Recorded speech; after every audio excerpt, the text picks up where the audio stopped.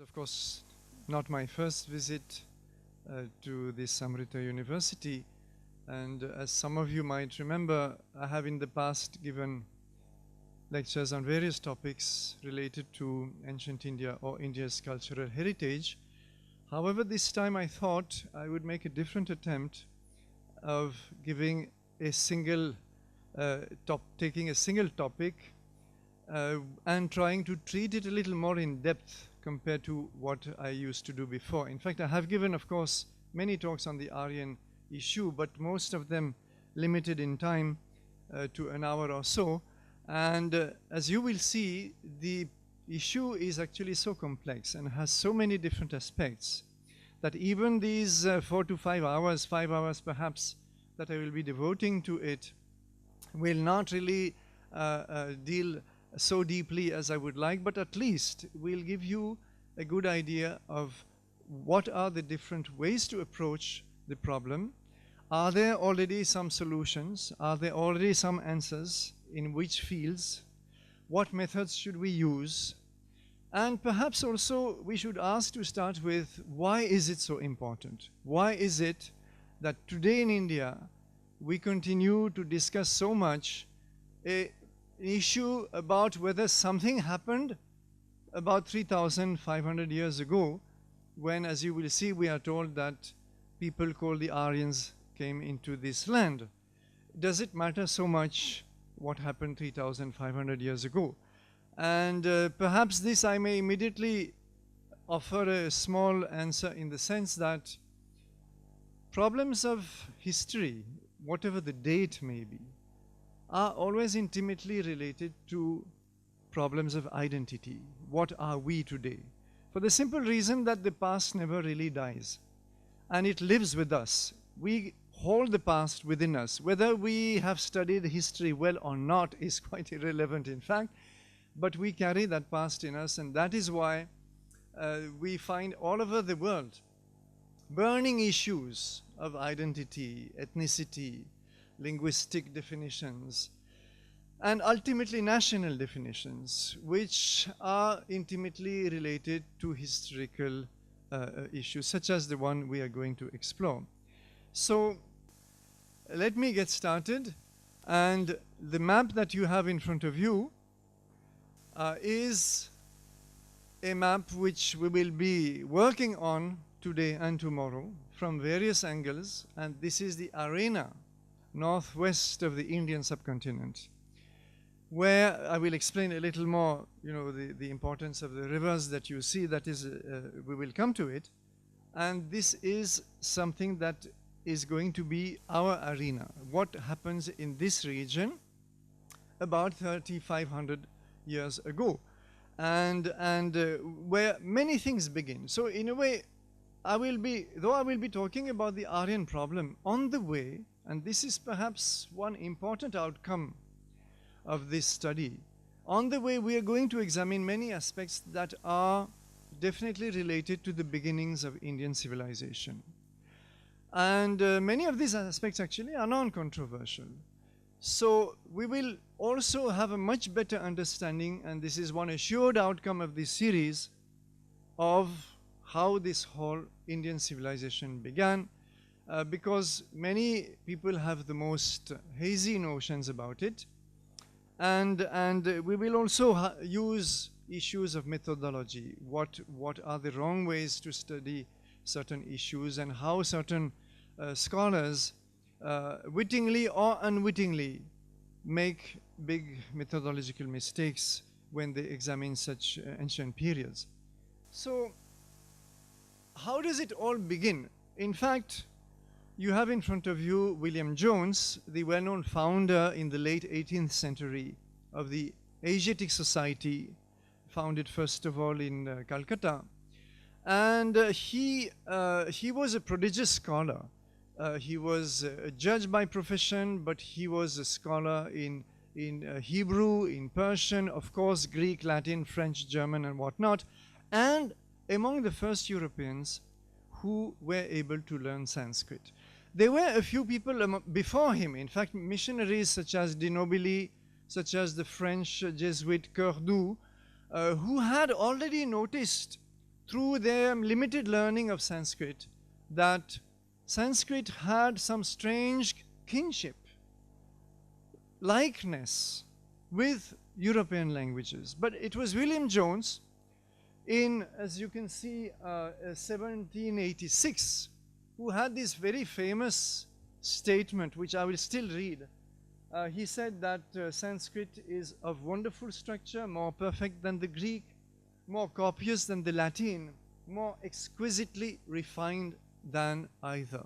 So high praise of Sanskrit, first of all, but then he notes the connections. And he has immediately this statement, which is very rich in potential, and which says that all three languages, Sanskrit, Greek, and Latin, must have sprung from some common source. So we have here the linguistic issue, first of all. And this is going to guide a lot of the Aryan problem, which is that we have to explain, and I will come to this towards the end of this lecture series, tomorrow afternoon, I suppose. We will have to explain why is Sanskrit, or how did Sanskrit, Greek, Latin, and therefore other European languages from English, German, French, and Russian also, in other Indo-European languages, how do they come to be so intimately related to Sanskrit? And one of the earliest languages which were also noted to be much closer in a way to Sanskrit, was the old Avestan language of Iran, of ancient Iran, in which the Zen Avesta, the Zoroastrian text, was written. So this linguistic statement is of great importance. But then something happens very soon after this, which is unexpected, which need not have happened, and perhaps would not have happened if Europe was not, in the 19th century, shortly after William Jones, was not a field of intensely rising nationalistic entities, like Germany, for example. And we find a few decades later on, the great German Sanskritist and mythologist and philologist, prodigious scholar Friedrich Max Müller, who, after a brief stay in France, where he collected manuscripts of the Rig Veda, moved to Oxford in England and had a prodigious outcome of academic work, in which he collated those manuscripts and gave the world the first printed edition of the Rig Veda, complete with Sayana's commentary. I will return to Sayana a little later. And this was happening in the 1940s or so, suddenly opened a whole new field of scholarship in Europe. And all great scholars looked at this ancient civilization as if waking up in front of them. And they only knew about Egypt, about, of course, Greek civilization. This was fairly familiar. But what about civilizations like India, like China? It was absolute haziness. Now suddenly these publications, and also those of texts like the Upanishads, which actually preceded the publication of the Vedas, and Mahabharata, Ramayana, and Kalidasa, and etc., etc., and little by little all the great classical texts of India became available in the first half of the 19th century in Europe, and created something of an intellectual revolution, about which unfortunately I will not be able to talk. But this discourse was immediately perverted. Perverted because it was used or misused in a racial context. And Max Müller, though a very great scholar, as I said, immediately took a racial reading of the Rig Veda, which he was compiling, publishing, partly translating also. And he saw the Rig Veda as basically the story of a clash of two races. The indigenous race, which was symbolized, as we will see very shortly, by the Dasyus, the Dasas, some names which occur in the Rig Veda, certain groups of people apparently, and the Aryas who conquer or oppose, clash with the Dasyus and Dasas. So he was not exactly the only one, but then I will not have time to tell the whole story in full detail. For that you may have to wait for my next book. But to simplify, he identified, you see, the Aryas come into India, in his opinion, carrying with them the Sanskrit language, the Vedas, or they are going to compose the Vedas in India. And they therefore are the linguistic bridge between India and Europe. So he does start from a linguistic approach. He wants to explain the connection between the European languages and Sanskrit in India, but immediately after this he gives a racial twist where the Aryas of the Veda become a race, and the Dasyus and Dasa become a kind of an opposing race. And he writes in 1947, he writes how the English descendants of the same Aryan race, so you see the word race being used, to which the first conquerors and masters of India belonged, these are the Aryas, return. They return now under the guise of the British. The British are themselves the descendants of the Aryans, and they come back to India and they accomplish the glorious work of civilization which had been left unfinished by the Aryan brethren. So here we have a very problematic interpretation where from the linguistic problem we have shifted to a problem of race, opposing races, and this interpretation of this racial interpretation of the Veda is now given as a kind of justification for the British conquest of India. And in fact, I will, for lack of time, I will not give you many more quotations, but I could, of how many British scholars will be praising the British conquest of India as nothing more but than a new Aryan wave into India. So in a way, here you see the British conquest being justified as the return of the Aryans to, or a second coming of the Aryans to India, and they have to now complete the task of civilizing India, which the original Aryans, bringing Sanskrit and the Vedas into India 3,500 years ago or so, started. So this is a very, very, very risky interpretation which we will deal with.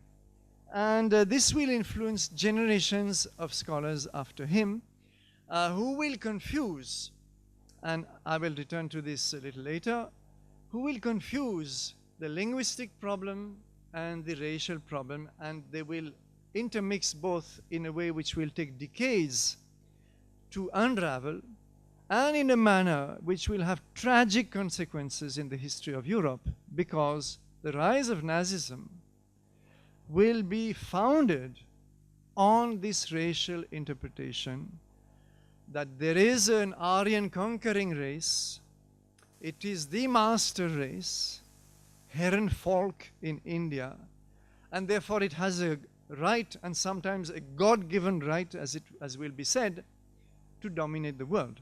So taken to, of course, an extreme which Max Müller did not wish or anticipate, it will become the Nazi ideology of the 20th century.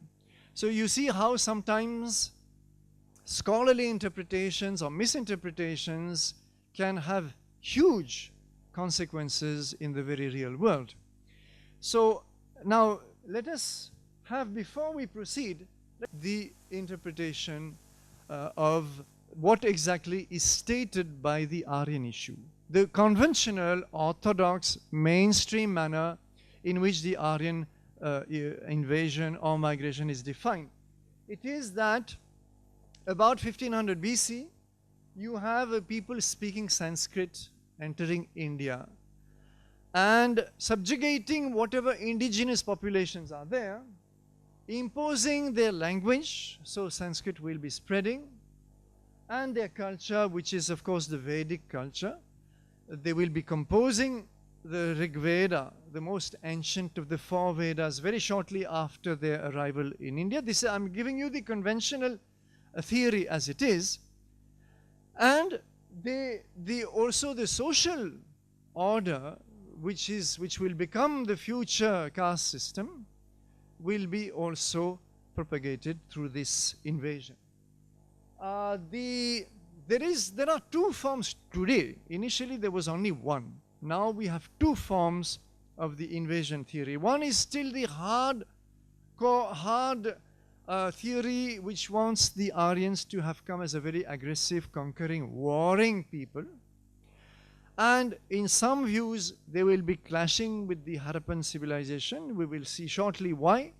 And they will be responsible for the demise of the Indus civilization. This is, let us say, the hard view of the theory. There is a softer view which does not require the Aryans to have come as a conquering, aggressive, warring people.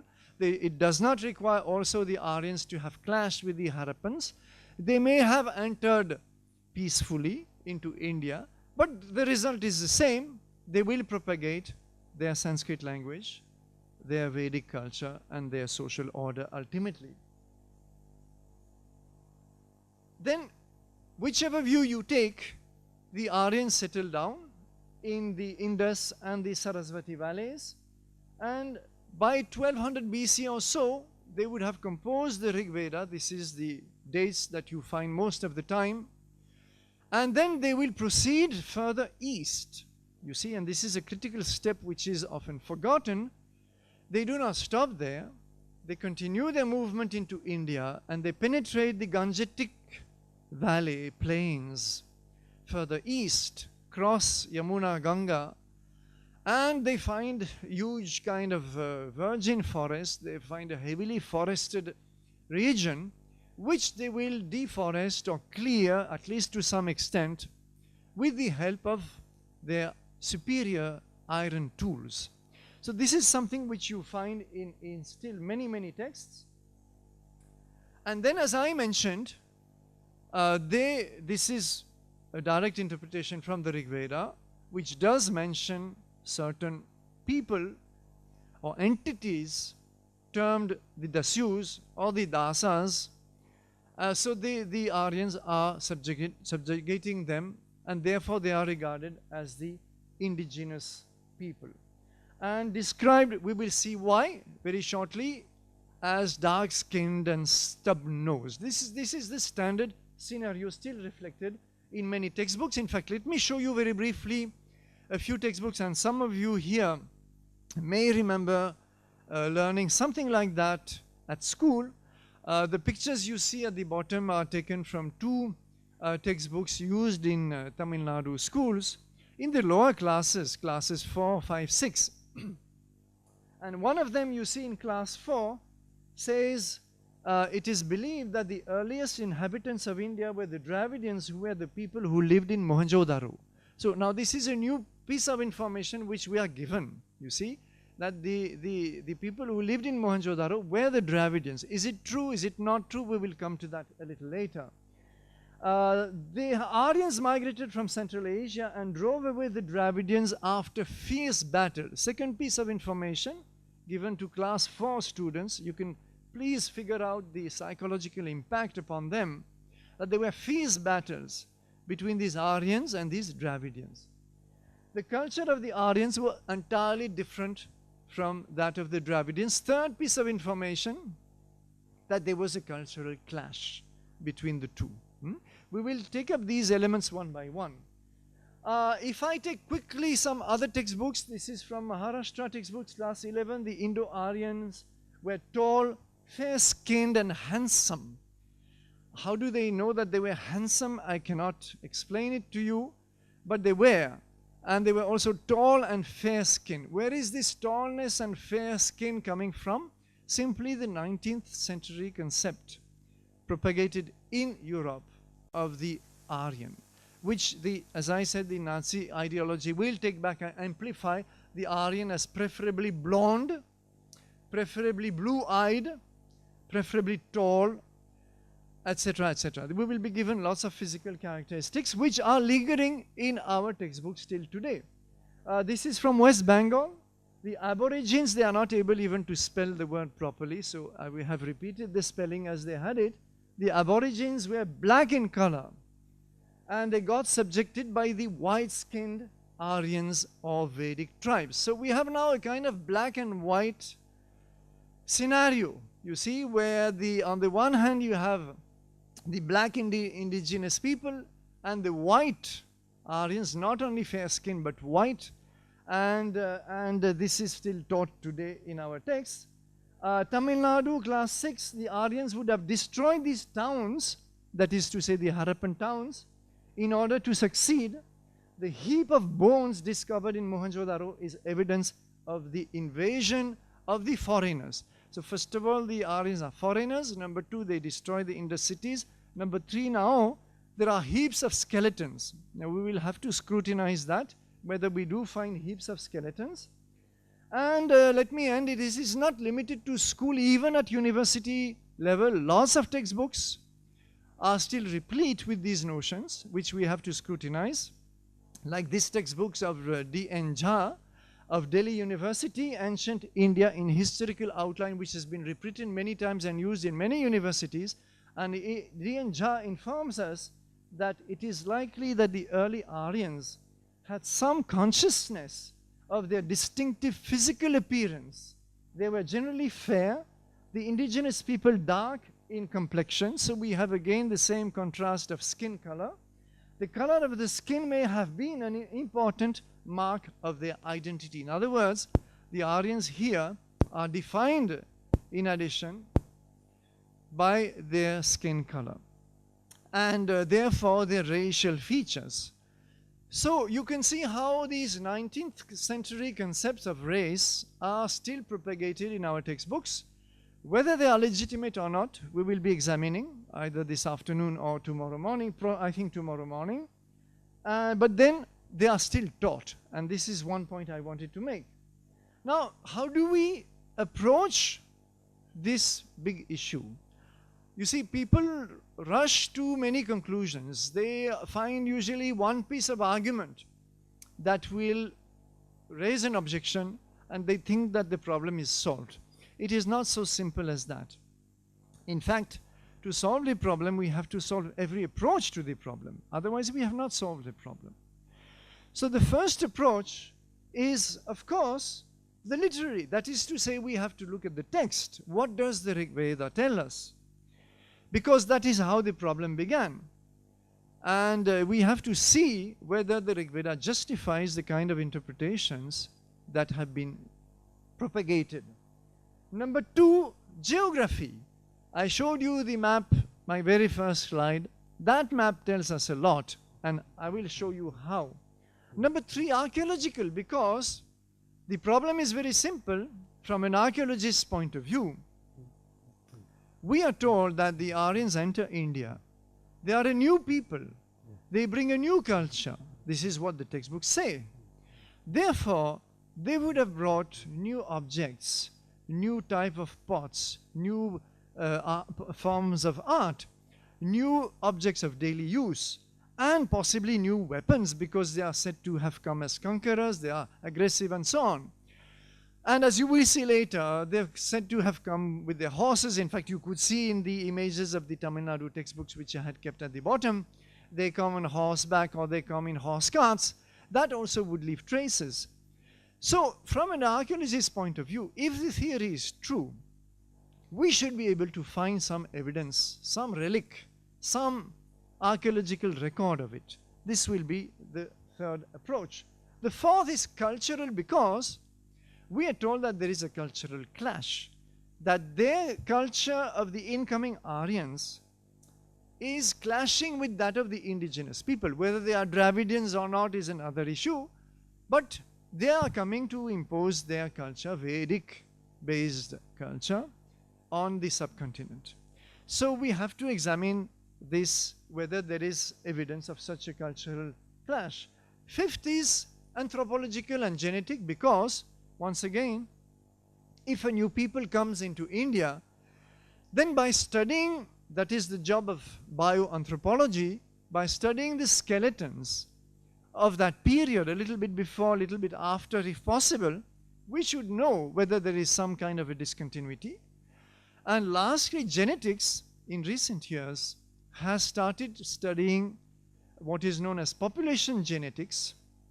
And when it deals with the ancient period, it is also known as archaeogenetics, to try and find whether there is an addition to the Indian gene pool around 1500 BC, which could be traceable to the arrival of a new people. So this is also an important approach. Astronomical, I will explain why. I will not spend time on it now.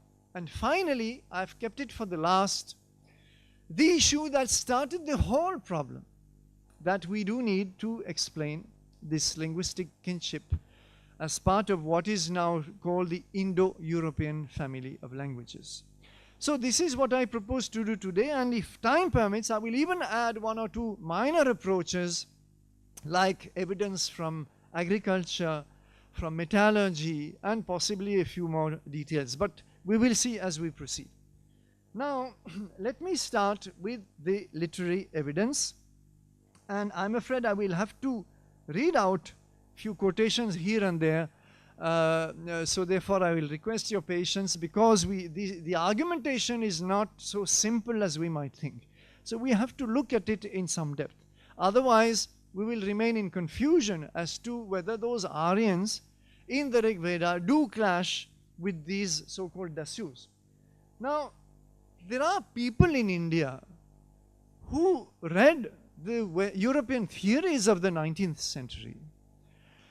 For example, Swami Dayananda Saraswati of Arya Samaj, the founder of Arya Samaj, read and protested. He said, well, I don't see anything like that in the Rig Veda. He has not elaborated the whole argumentation, so I only mention him. But perhaps the second great figure, in fact, there are quite a few. I'm only using 3 for lack of time. The second great figure to object to the European scenario is Swami Vivekananda.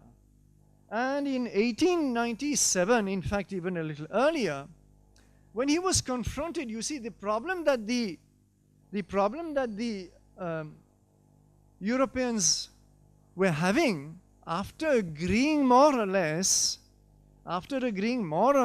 on the framework of the theory, was to pinpoint the place of origin of the Aryans. Where did they come from?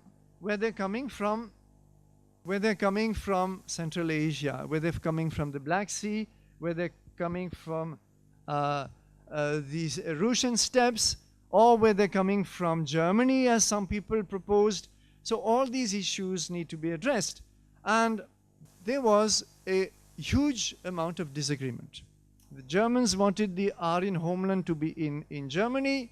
Once upon a time, the Russians wanted it to be in Russia, and so on and so forth. And Swami Vivekananda said, according to some, they came from Central Tibet. Others will have it that they came from Central Asia. Of late, there was an attempt made to prove that the Aryans lived on the Swiss lakes. I should not be sorry if they had been drowned there, theory and all. Some say now that they lived in the North Pole. Lord bless the Aryans and their habitations. As for the truth of this theory, there is not one word in our scriptures, not one, to prove that the Aryan came from anywhere outside India. Now, this is a very strong statement. What does it say? Apart from the irony of all these conflicting hypotheses about the Aryan homeland, what it tells us is that there is nothing in the scriptures, in the Vedas, to justify this migration of Aryans into India. So this is the first statement of this kind. And he continues, what your European pundits, he was actually speaking abroad, I believe. say about the Aryans swooping down from some foreign land, snatching away the land of the Aborigines, and settling in India by exterminating them is all pure nonsense, foolish talk, and all those monstrous lies are still being taught to our boys. So you see that he completely rejects the whole Aryan scenario, and he complains that it is still, that is 1901, we are 2015, he complains that they are still taught, and they are still taught today. So we haven't progressed much from that point of view, and but then this is the first someone well-argued refutation of the Aryan issue, based exclusively on the fact that Rig Veda doesn't justify this interpretation. The next is Sri Aurobindo. Sri Aurobindo went further because he spent a long time, many years in fact, studying the Rig Veda and trying to understand what it really meant. Rig Veda, for those who are not familiar with it, is the most ancient Sanskrit text in India. And it is basically a collection of hymns. It is simply rishis singing hymns in praise of various gods and goddesses. Nothing else. For what purpose exactly is a matter of interpretation. What do they expect from those gods and goddesses, and what is their worldview, and what is their philosophy, what is their spirituality, if any, is another issue. But this is the text that Max Muller and others were trying desperately to extract history from. History, you see, an invasion of Aryans into India is a historical event. So this is the problem which people like Sri Aurobindo confronted, and he said, first of all, this is a very insightful statement of his. He said race, referring to the concept of an Aryan race, is a thing much more obscure and difficult to determine than is usually imagined. In dealing with it, the transient distinctions current in the popular mind are wholly out of place. This is a fantastic statement because it's made in 1915. And he's already anticipating the misuse of the race concept, which is going to grow and grow, as you can remember now, into Germany, pre-Nazi Germany. This whole Aryan race will be inflated until it became what we know. So this is very insightful, and it is unfortunate that, you know, scholars, either Indian or European, did not listen to such people because they had their own wisdom. They were not holding PhDs from any university, but they had their own deep understanding and insights. Then the racial identification of supposed Aryans and non-Aryans is a conjecture supported only by other conjectures, a myth of the philologists. So he complains that philologists, that is to say linguists like Max Muller, created this myth. He does not deny the linguistic connection, but then he says it is not justified to explain it by this theory. There is no actual mention of such an invasion in the Rig Veda. There is no reliable indication of any racial difference between the Aryans and the Dasyus. So this is also very important. He challenges the Western scholarship that reads such a racial difference and reads such a invasion in the Rig Veda. And he said, if you read the Rig Veda closely, you do not find any such thing. So finally, he proposed a completely new interpretation of the Rig Veda, which was not at all based on any historical event like the Aryan invasion, but purely based on what were the rishis trying to achieve, what was their whole effort, what was their quest. And to him, it was essentially a spiritual quest. I will not be able to develop his theory for lack of time. It is not directly relevant to the Aryan issue, except that at least he showed that you can read the Rig Veda very differently if you wish, and you can understand the whole Vedic symbolism at a completely different level, which is not at all the historical level of the 19th century. The third great scholar, not the third because there were several others, not only in India, even abroad, but as I said, I selected only three, is Ambedkar. Dr. Ambedkar, I don't have to introduce him. You all know his work for the depressed caste, as they were called at that time, and the untouchables, as they were called at that time. And you know that today this is still a big issue in Indian society. But you will find many of the, let us say, pro-Dalit scholars or speakers basing themselves on the Aryan invasion theory to say that we Dalits are the original inhabitants of India, and all the higher castes are descendants of the incoming Aryans. So we are the original. We have, pride of place in this country. And it's unfortunate that they have not even read Ambedkar himself, because he opposed the whole theory, in fact. And he says that in a book called Who Are the Shudras, he's trying to answer who are the Shudras, who are this fourth caste of, the Shudras are the caste of the workers, the craftsmen, etc. And he writes, the theory of Aryan invasion is an invention. It is a perversion of scientific investigation. It is not allowed to evolve out of facts. The Aryan race theory is so absurd that it ought to have been dead long ago. But far from being dead, the theory has a considerable hold upon the people. So this is a very important statement. And he now goes into details. He says, number one, the Vedas do not know any such race as the Aryan race. So he completely rejects the racial reading of the Rig Veda as Swami Vivekananda and Sri Aurobindo had done. Number two, there is no evidence in the Vedas of any invasion of India by the Aryan race and its having conquered the Dasas and Dasyus, supposed to be the natives of India. So you see that he completely disagrees with this notion. There is no evidence to show that the distinction between Aryans, Dasas and Dasyus was a racial distinction. Fourth, the Vedas do not support the contention that the Aryas were different in color from the Dasas and Dasyus. So where did they get this notion of color from? I will come to that just now. Lastly, from this it follows that if the Brahmins are Aryans, the untouchables are also Aryans. 1949. This is a very strong and astounding statement. If the Brahmins are Aryans, the untouchables, today we call them Dalits. Gandhi called them, of course, the Harijans, are also Aryans in that case. And this would seem to knock the whole theory, to knock the bottom of the whole theory, which still today many advocates of Dalit causes base themselves on. So this is the kind of ironies we have in India, that people do not spend time studying what really is at the root of the causes that they adopt, and they rush to whatever is convenient for their ideology or for their activism.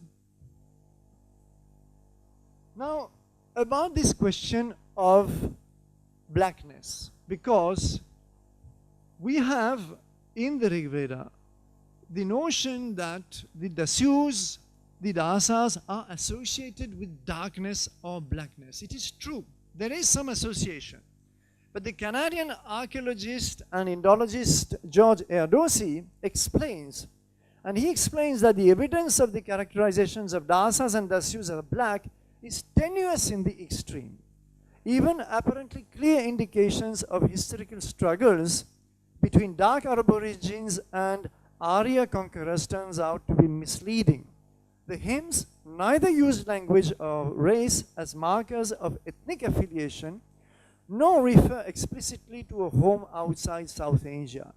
Instead of such traits, it is adherence to social and religious norms which were required of Aryas. Now this is very important. It tells us that in the Veda, the distinction, and this is a point that actually Sri Aurobindo also made, distinction between Aryas and Dasyus, what makes them different is not race, it is simply a religious or cultural definition, nothing else. About dark skin, these are the terms which are used. Krishna Garbha, Krishna Twak.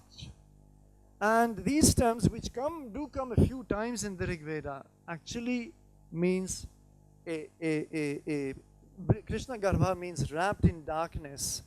Krishna Twach means a dark envelope. And this is what scholars today agree upon.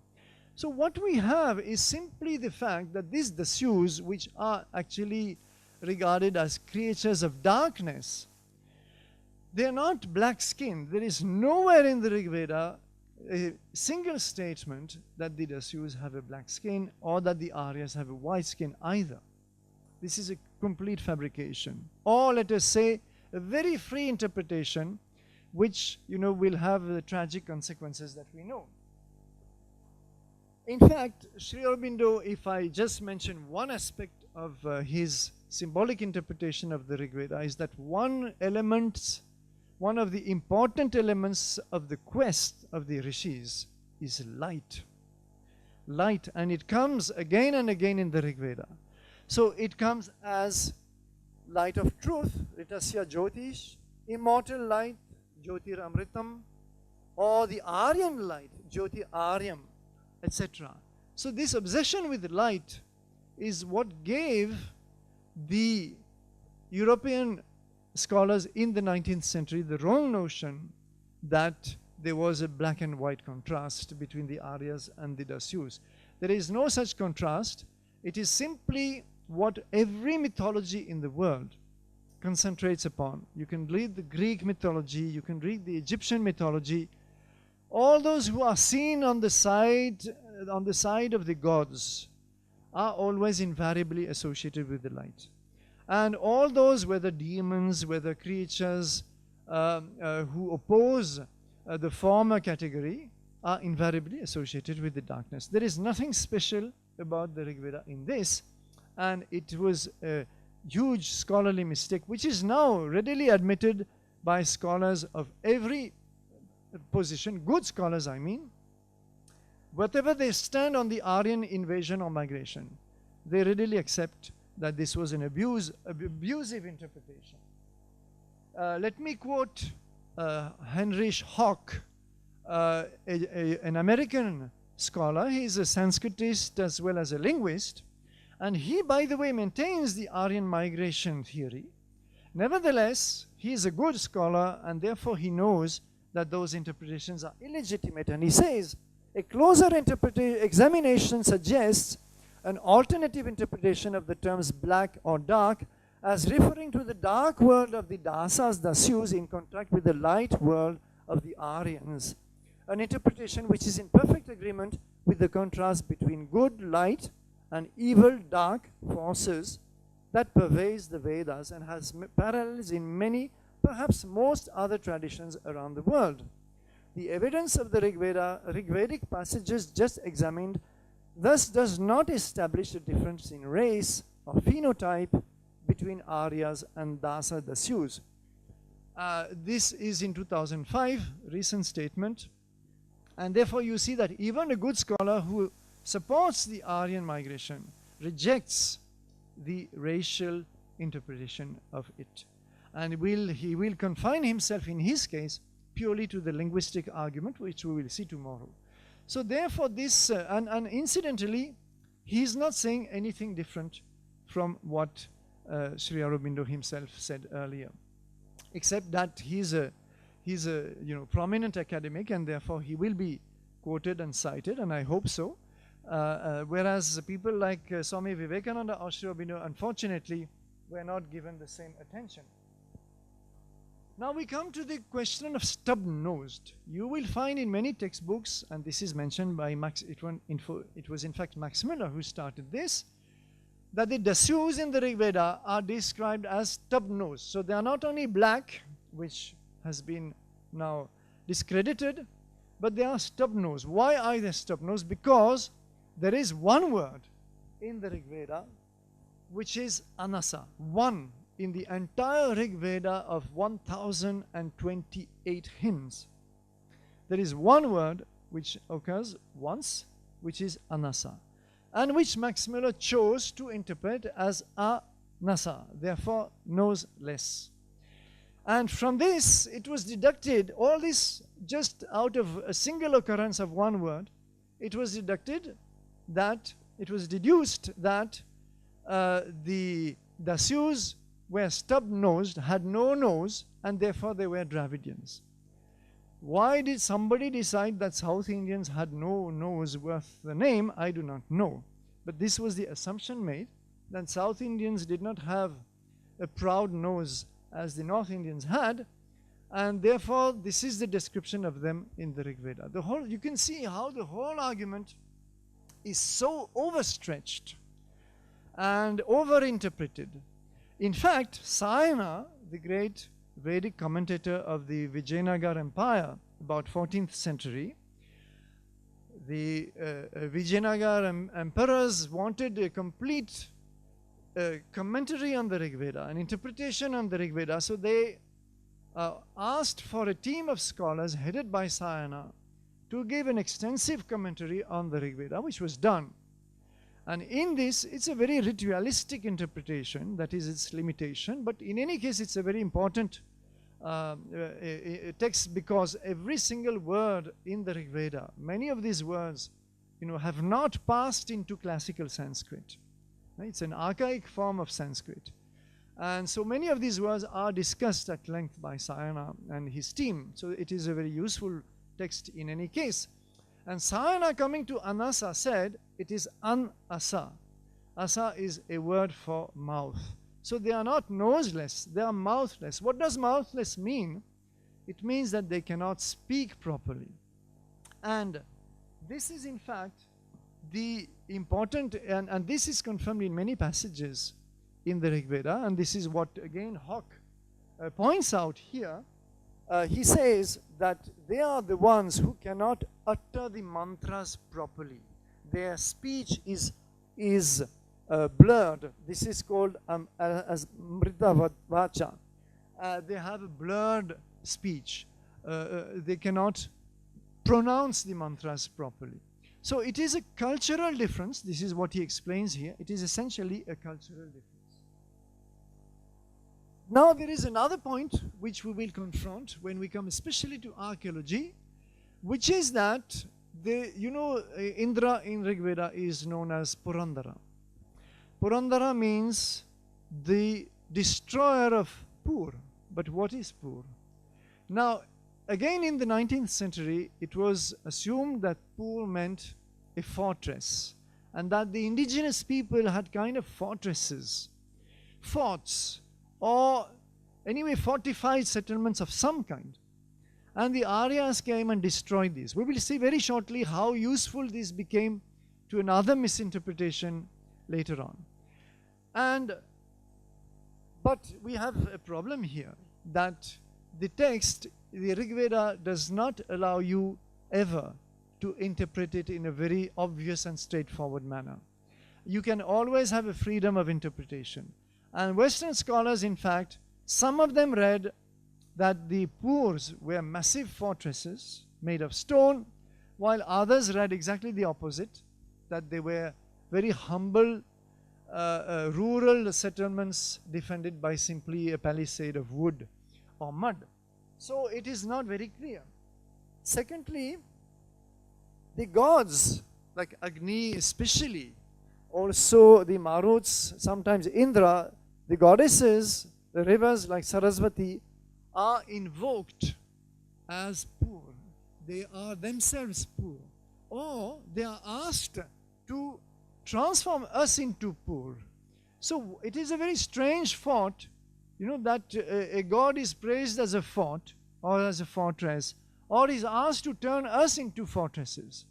Now very clearly there is another more symbolic meaning there, and this is what a number of scholars have understood. Even MacDonald and Keith, at the beginning of the 20th century, the authors of the famous Vedic Index, proposed that it was probably only a metaphorical notion and not something to be taken physically. Georges Erdossi, whom I earlier mentioned, said it is clear that the forts belong to the realm of mythology, while Nicholas Kazanas, a Greek Vedic scholar, said that it is nothing but a supernatural, occult, or magical protective force or field. So I am showing you this first of all because it's going to play a very important part very shortly. Secondly, it shows you how extremely different interpretations you can have of the same words in the Rig Veda. And this is, in fact, the root of the problem, that Rig Veda is not a text of philosophy that expounds concepts like the Upanishads do, for example. It is a completely metaphorical text. These are songs, these are hymns which use a heavy dose of symbolism, and depending on what you are determined to read in the Rig Veda, your interpretations will come out very differently.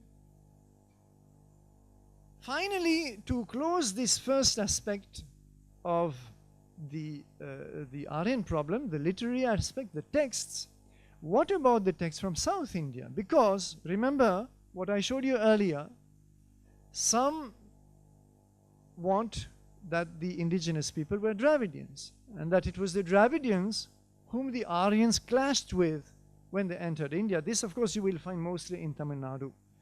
But still a few other scholars, like Irfan Habib or like Dienja and others, still propose that. And therefore, if that is true, you would normally expect that the earliest Tamil literature should reflect some memory of this event, because after all, it would be at the very root of the movement of the Dravidians to South India and the resettlement in South India. And what do we find in the Tamil Sangam literature, which, as you would know, most of you, is the earliest literature of South India. It is in a form of now archaic Tamil or classical Tamil, and the dates are a little bit controversial. Some scholars want the dates to be 200 or 300 BC, the earliest dates of those collections of poems, while other scholars would rather go to 200, 100 or 200 AD. So the dates do not concern us here. It doesn't really matter. But the point is that you cannot find in any of those texts the memory of a clash with the Aryans coming into India. There is no such recollection. And in fact, T.R. Sesha Iyengar, a Tamil scholar, wrote in 1925, in the oldest extant Tamil classics, there are no traditions pointing to a home outside the Tamilagam. Tamilagam is the Tamil land.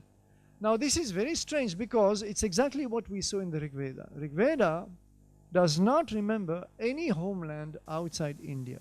It does not remember any migration of a people into India. And the Tamil literature similarly does not remember any migration of South Indians from the north. So is it not peculiar that these two peoples who are supposed to have clashed in the third millennium BC, rather second millennium BC, these two peoples are being struck by amnesia somehow and are unable to give us the smallest recollection or nostalgic statement about their original homelands. This is very peculiar. Further, we would expect that the Dravidians would have, if they had been driven south by the incoming Aryans, the normal thing to expect in any kind of cultural clash is that they would have turned to demonizing the culture which drove them out of their homeland. And you would have very hostile statements towards the Vedic gods, goddesses, texts, and so on.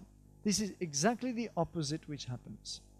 And you find from the earliest layers of the Sangam literature, for example, you take a collection of poems like the Purananuru, which is regarded as among the most ancient, you find exactly the opposite. You find that Vedic gods like Indra, like lots of them, I will mention a few later on, Agni, Shiva, Vishnu, all of them in fact are highly praised. The Vedas themselves are highly praised. The chanting of the Veda is always revered and regarded as very holy. The Vedic sacrifices, the fire rituals, all this is held in the highest respect. And it would be extremely surprising if the Dravidians, or the authors, let us say, the authors of this earliest Tamil literature had come to South India as a result of a major clash with the incoming Aryans. There is something totally unnatural here. So taking the Purananuru, as I mentioned, you have praises of Shiva, Vishnu, Lakshmi under the name of Thiru, mentions of Indra, Arundhati, the Pandavas, the Kauravas, Rama, Sita, the whole of North Indian or Vedic as well as late Vedic and epic culture, epic meanings of course Mahabharata and Ramayana, seems to have traveled to the south, but not at all in any conflictual context. Quite the opposite, in a context of great admiration, great enthusiasm, and a desire to assimilate it. So if I take a scholar like Nilakanta Shastri, the famous historian of South India, his text on the history of South India is still a classic and one of the best you can get. He writes, there does not exist a single line of Tamil literature written before the Tamils came into contact with, and let us add, accepted with genuine appreciation, the Indo-Aryan culture of North Indian origin. Another very strong statement, which all our so-called Dravidianists, whatever they mean by that term, absolutely ignore, resolutely ignore, because it would knock the bottom out of their political ideology, which wants at any cost a climate of hostility between North Indian culture rooted in the Vedas and South Indian supposedly non-Vedic culture. Now it is true that if you read the Tamil literature, it is by no means identical with the North Indian Sanskrit literature. It has its own differences, it has its own techniques, it has its own concepts, it has its own concerns. But a different orientation of literature does not mean that the culture is different. The culture is basically full of acceptance, as I said, of the Vedic and late Vedic elements. So this is something that unfortunately the Dravidian ideology, which is, as you know, a political ideology, has never taken an honest look at. Now I move to the second aspect of my exploration, and that will be the geography. And about this, this is an aspect which is not commonly dealt with, but it is equally important. And we start with the geography of the Rig Veda. Now, Rig Veda, as I said, is a book of poetry. It is not a textbook of history, definitely not, and people have erred by looking at it as a book of history. It is not that. It is also not a book of geography. Nevertheless, it gives us a few elements. First of all, the presence of Samudra, the ocean. Samudra technically can mean any body of water where the waters meet. This is what Samudra means, the meeting of waters. But there are also descriptions of ships with hundreds of oars sometimes, descriptions of storms, descriptions of sailing waves, and all of this is incompatible with a small lake. So certainly the Rig Veda knows the ocean, and this is another paradox to some extent, because if you now picture again the Aryans as coming into India from somewhere in Central Asia, so they cross the Khyber Pass and they come into the Indian subcontinent, how come, and then they stop at the Indus Saraswati region, I am coming to the Saraswati in a moment, and they sit down and they compose the Vedic hymns. This is the standard scenario. How come that they are so familiar with the ocean, which is at least 1,500 kilometers away? So this is not easy to explain by the Aryan migration theory. Secondly, what is then the theatre of the Rig Veda? It is the Sapta Sindhava. It is the only region explicitly mentioned several times in the Rig Veda. Sapta Sindhava, 7 rivers. What are those 7 rivers? Well, in the 19th century alone, there was a consensus reached by many scholars that it referred to the Indus in the west, the 5 tributaries of the Indus, and the Sarasvati in the east. Why Sarasvati in the east? I'm coming to right now. But there is another region which is well understood in the Rig Veda, and it is Irina. Irina is what becomes the run of Kutch. In fact, the word run is itself derived from Irina. There's a beautiful work by Professor Aran Iyengar and the late geologist Dr. Radhakrishnan on the identification of Irina with the run of Kutch. And that explains, incidentally, why the Vedic people are so familiar with Samudra, with the ocean. So this is the second element. And as I said, this extensive geography is not easily compatible with a few nomadic tribes entering the subcontinent a couple of centuries earlier. We do have a geographical paradox. Now, there is luckily one hymn in the 10th mandala of the Rig Veda. You know that Rig Veda is organized in 10 books. There are 2 ways to organize the Rig Veda, but one of them is in 10 mandalas. And in the 10th mandala, which is admittedly a little bit more recent than the others, you have the Nadistuti Sukta, which is a hymn in praise of rivers. And this is an extract of it, where you can see I have highlighted in red the names of the rivers, and you can see 2 things. Number 1, the rivers begin with Ganga. However, don't think that Ganga is of great importance in the Rig Veda, not at all. Ganga is possibly the only time here, it is possibly the only time when Ganga is mentioned. It is a river of no particular importance in the Rig Veda. It is obviously on the borderline, the eastern borderline of the Vedic world. Then we move to Yamuna, Gange, Yamuna, Sarasvati. Now Sarasvati comes in. Shutudri is nothing but Satluj. Shutudri in the Veda becomes Shatadru in the Mahabharata. And from Shatadru we have the etymology going on to Satluj and so on. So then Parushni, which is the Ravi, Ashikni, which is the Chenab, and it goes on, and you can see Sindhu, which is Indus, of course.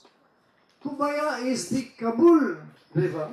In fact, the word Kabul, the name Kabul comes from Kubaya. Gomatim is the Gomal river. Krumum is the Kumal, and so on.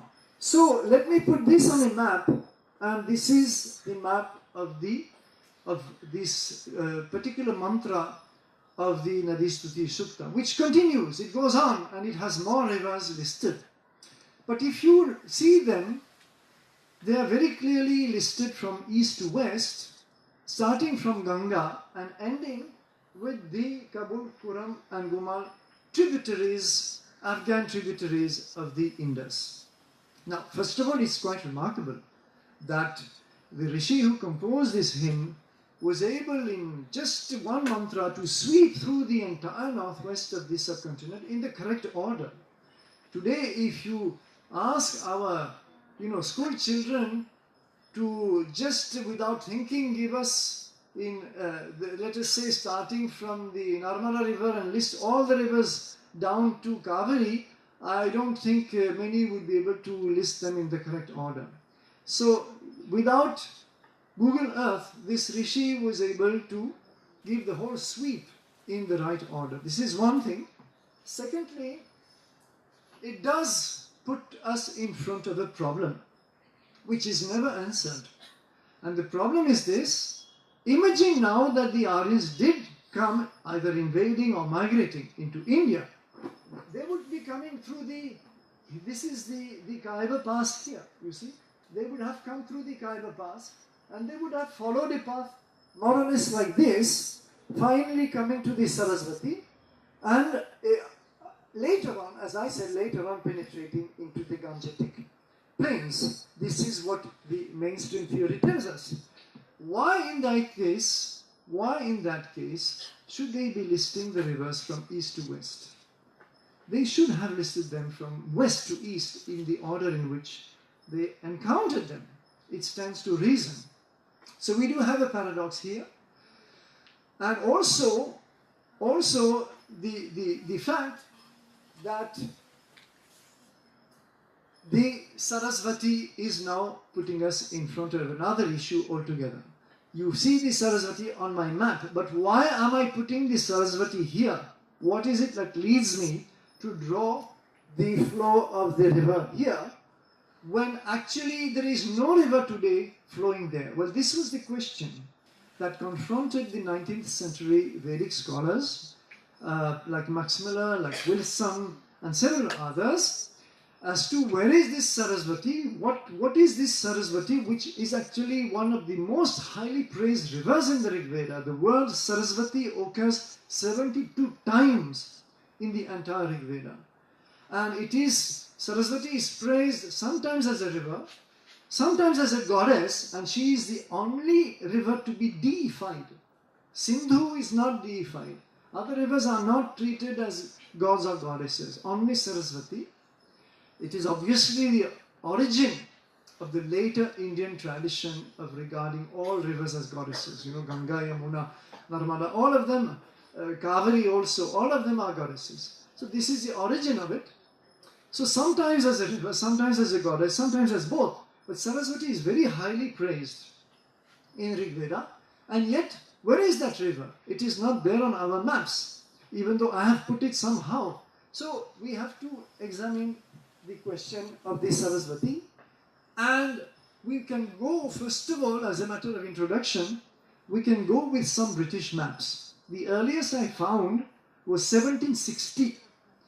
A map where here in Haryana, you have a Sursuti river. Of course, those at the back seats may not be able to see well. And it meets a river called the Gagar. Now, what is the Sursuti? What is the Gagar? Well, there are obviously rivers flowing at that time by those names. Let us proceed. There is later on a map by James Rennell, who was the Surveyor General of India. You know that the British, as they were conquering, they were at that time very busy conquering India. Region after region, province after province. And one important tool of conquest is geography. Unless you know well the region that you want to conquer, you may be, committing some very serious strategic errors. So they were very keen on surveying, mapping, exploring. And this is why we have so much of documentation, of course, from those days. So this map by James Rennell, who is sometimes be called the father of Indian geography because, well, of course, it is the British who call him that, because he produced a lot of excellent maps. And I was able to photograph this map in the Saraswati Mahal Library and in Tanjavur. And you see here the Sursuti River joining the Gagar again. This is the whole region of what is today Haryana, Punjab and Rajasthan. So what exactly is happening? What is happening is that when surveyors, topographers, geographers went to those regions, they found that there was a huge dry bed in the region, which was known as Gagar, and in the upper reaches of it, there are several tributaries, one of which is called Sursuti. Now, this is today a seasonal river. Seasonal, even though during very good monsoons, it will still flow almost all the way to the international border. But most of the time, there is hardly any water except in the upper reaches. So that river is a system which today is called the Gagar system, and there is a Sursuti tributary. Now, these are some of the explorers in the 1820s and 30s and 40s. They were basically military people because the British were trying to look at an alternative route to invade Sindh. They were not yet in possession of Sindh or Punjab. Now Punjab was barred to them because of Maharaja Ranjit Singh. It would have been very difficult to cross Punjab to invade Sindh. So one alternative route which they found was the dry bed of the Ghaggar. And that is why they sent all these officials exploring it, and they made a number of very interesting observations. One was that this dry bed of the Ghaggar was very wide, and it was dotted with ancient ruins. We are coming back to that this afternoon. A local tradition according to which the drying up of the river caused the region's desolation. So there is a memory, a tradition, that there was once upon a time a massive river flowing there in this huge bed. Thirdly, presence of fresh water wells along the Ghaggar's bed, even though it is now a seasonal river, most of the time not flowing, like in northern Rajasthan, for example. Nevertheless, you have fresh water wells all along the bed, which was mentioned specifically in those military reports as a great advantage in case an army had to move from Delhi to Sindh through the Ghaggar bed. This would have been a great advantage. By the way, the British never used that route eventually because Maharaja Ranjit Singh died, and then his whole empire or kingdom collapsed, and the British were able to invade first of all Punjab fairly easily and then Sindh. So they didn't have to use that route, but they had spotted it. And finally, there is a seasonal river called Saraswati, as we saw on those maps, among the Ghaggar tributaries. Now this gentleman, who is a French geographer, his name is Louis Vivien de Saint-Martin, was the first to put two and two together. And he said, look here, he was aware of the work of the European Indologists like Max Müller and others. He was also aware of the exploratory work of officials whom we saw earlier, like Todd, Colvin and Mackensen. And he put two and two together in a book written in 1855. Now the date is important. 1855, he wrote a book on the geography of and the primitive people of India's northwest according to the Vedic hymns. And what he said was, you see, he was a geographer and he was an expert in the most remote and desolate regions of the world. He had published many important atlases and documents and so on. And he said, look here, we have the hymns that tell us that there is a Saraswati between Yamuna and Satluj. Please remember the Nadistuti Sukta, Gange, Yamuna, Saraswati Shutudri, right? So Saraswati comes between Yamuna and Satluj. And at the same time, he found that there is there a dry bed of the Ghaggar with a tributary which is called Saraswati, which is obviously a corruption of Saraswati. There's no dispute about that. So he said, obviously, this bed of the Ghaggar, whose extension into Pakistan, by the way, is known as the Hakra, this bed is nothing but the relic of the ancient Saraswati. And he published his result in 1855, which was widely accepted almost immediately by all the Western Indologists, and they had no problem whatsoever accepting that this Ghaggar was the Saraswati of the Vedic texts. Now this is important because even today our very ignorant media in India continues to propagate theories that Saraswati is not located, we have to search for the Saraswati, finding the Saraswati and so on and so forth. But the whole identification of the river was done and completed in the 19th century. And in fact, you can see this reflected in many other maps, like 1862 in a book of history of India by Henry Beveridge. You can see here, I have blown up this area, you can see the same Saraswati as a tributary of the Ghaggar. Then it becomes explicitly the Saraswati. Saraswati in Alexander Cunningham's book of 1878. Alexander Cunningham, for those who don't know, was the founder of the Archaeological Survey of India. Very solid scholar, expert in the ancient geography of India. In fact, that is the title of his book.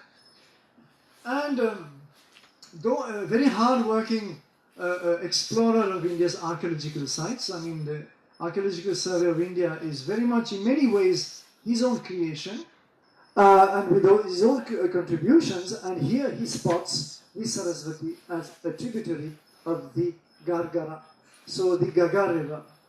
This continues. This is a French book, 1881, where you have the Saraswati and the Gagar bracketed together, so the identification between the two is quite clear.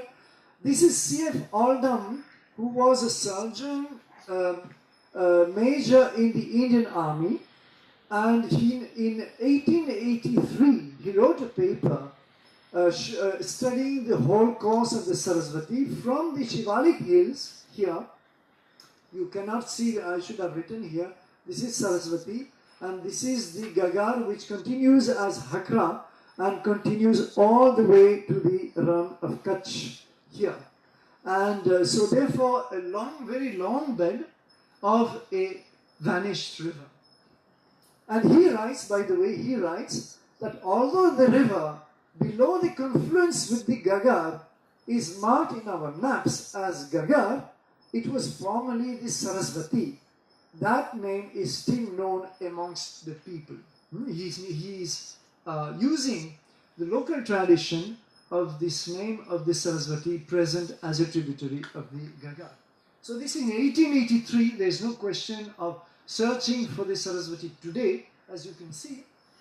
And this is later on accepted by almost every Indologist. But then the story is much more interesting than this. It is not just in the Rig Veda that the Saraswati is mentioned. It is also in all the post-Vedic literature. For example, in the commentaries known as the Brahmanas. Brahmanas are commentaries on the Vedas, which are probably of the same age as the Upanishads, more or less. And the Brahmanas also mention the Saraswati. However, there is one huge difference between Rig Veda and the Brahmanas. In the Rig Veda, the Saraswati is unbroken from the mountain to the sea. Giribhya a samudrat.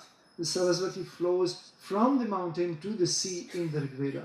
Whereas in the Brahmanas, the Saraswati is broken up. It disappears at a certain point, and that point is called, as you can see here,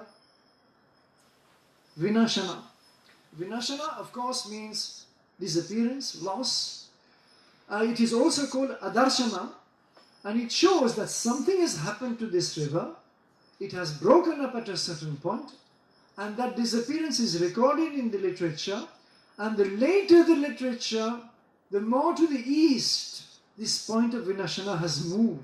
So the river keeps as if receding from stage to stage. In Mahabharata, and this is a map prepared by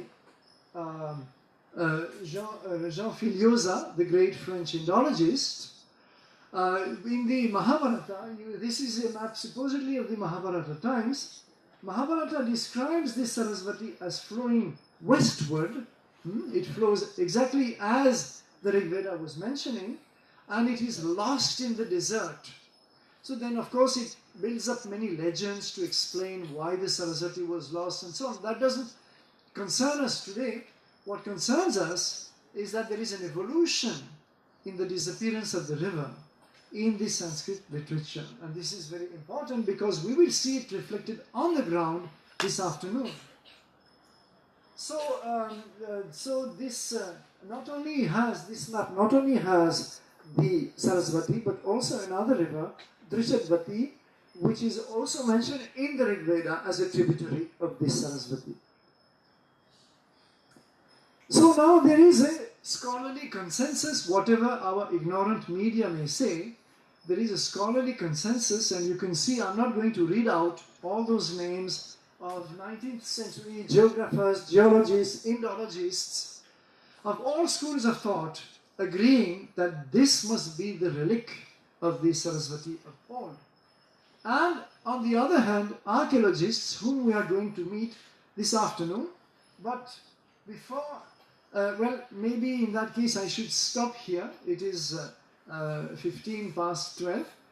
We will resume this discussion this afternoon, and I will show you why the Saraswati, it was important to give you this much of background on the Saraswati, because now it plays a very major role in archaeological investigations and unexpectedly produces an argument against the whole Aryan scenario. So we will continue this afternoon. Thank you very much for your attention.